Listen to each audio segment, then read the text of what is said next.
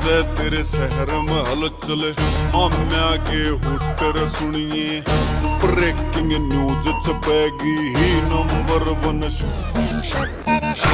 तेरे शहर में